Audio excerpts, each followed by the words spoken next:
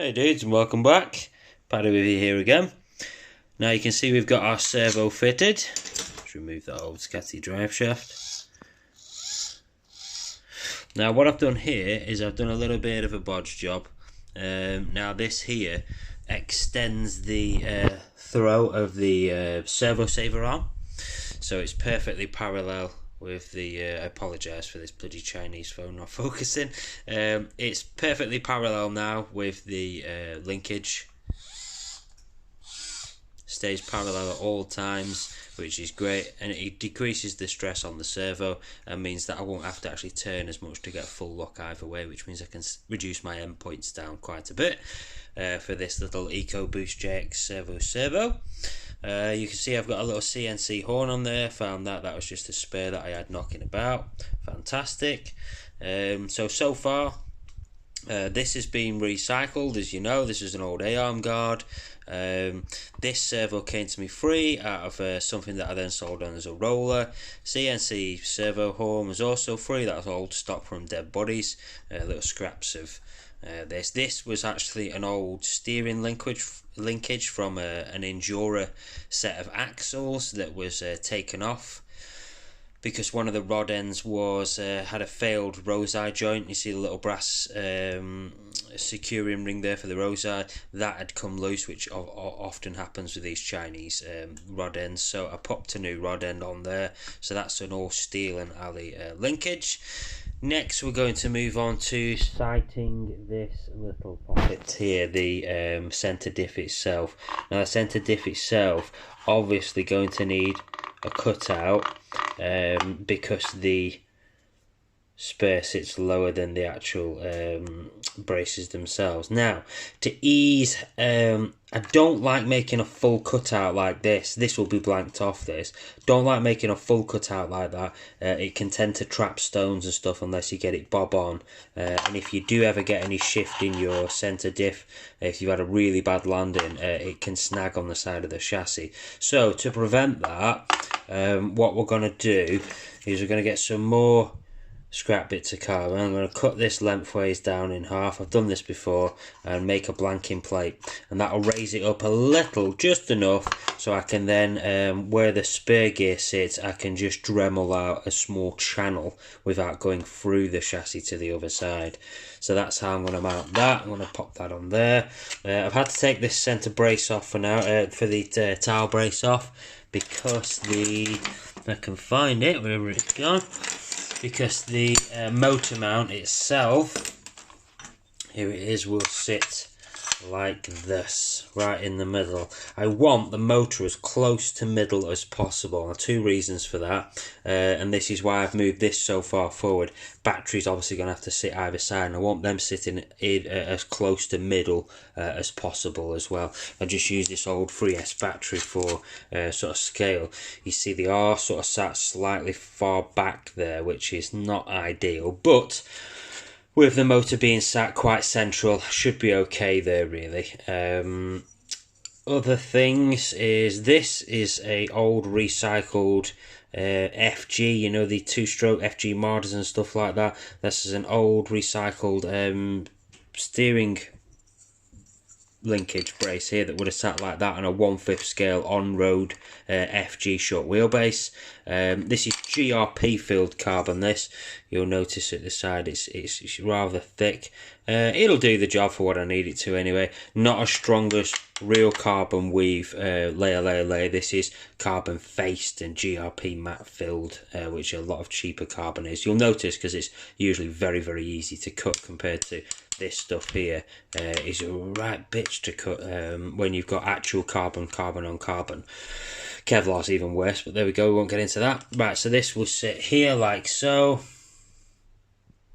and this will mean that my shocks will sit up more sort of a sit up and beg fashion like that, rather than be angled in so much, which will mean I can take some of the tension out of the shocks. You'll notice these have been wound down on the back. Not great for your handling that when they're wound all the way down, because what you get is they're really bouncy, especially if you've got the weight on here as well. You'll find you'll be boinging around. So I will be able to set a better preload on the shocks and stuff here if I increase decrease my angle, sorry, of where the shocks will be mounted. So yeah, stay tuned and we'll get those mods done now and we'll get right back to you. Right dudes, so we've got our front carbon suspension tower on here. This is made from the FG steering servo plate that was akin to this but for a on-road FG 5th scale. This has been bolted to, use some locking nuts on the back. Ignore this is something put on by the previous owner. There will need to be the bolts replaced at the top here as well, but this is on to allow our suspension to do a more sit-up and beg style, as opposed to a more of a laid down angle. It'll be a sharper horizontal angle. I've just gone and sorted out my little plates for my centre diff. And there's two reasons that I do that. One, because you'll notice, like we discussed, the spur gear actually sits lower than the support itself, so you would need a cutout. Now you don't want it too high, or what you'll get is a sort of bad gyroscopic effect caused by the centre diff being too high, so the centre of gravity will be altered then. And the second reason I use these is they are great for, obviously, you're going to need to drill some new holes. Now, how are you going to drill some new holes on here if you have to put your centre diff to sort of mark out where your centre diff is actually going to be? Well, if you make yourself a little template like this, even if you're not using these for the bottom of the diff, these will give you the perfect measurement between the two holes. So what you can do is sit your diff on top, sort of like so, if you will, blah blah blah. Obviously it's not properly under there, let me just push that under, sort of like so, you know, just giving a quick mock up, and then when you take these off, this will give a rough idea of where your holes need to be in relation to your centre diff, which is great. So we're going to go ahead and drill those holes out now, and then we will hopefully get to mount this centre diff today. Right, so the centre diff is now in, guys. It's nice and solid.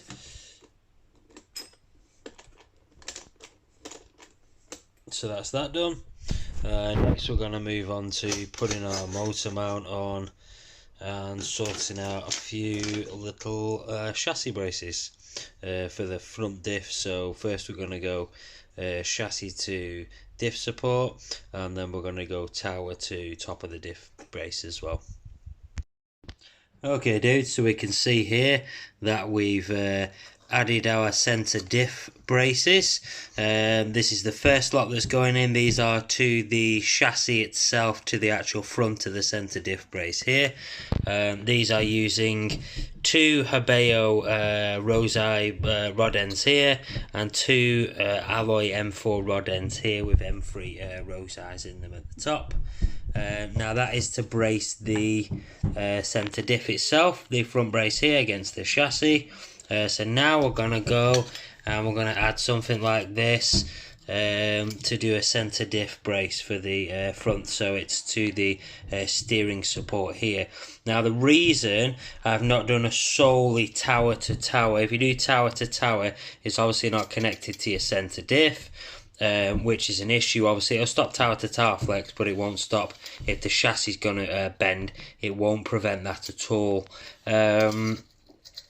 Obviously I can't go from tower to just the centre diff from the front, because then if this all flexes forward, what you'll find is that it'll push this right back.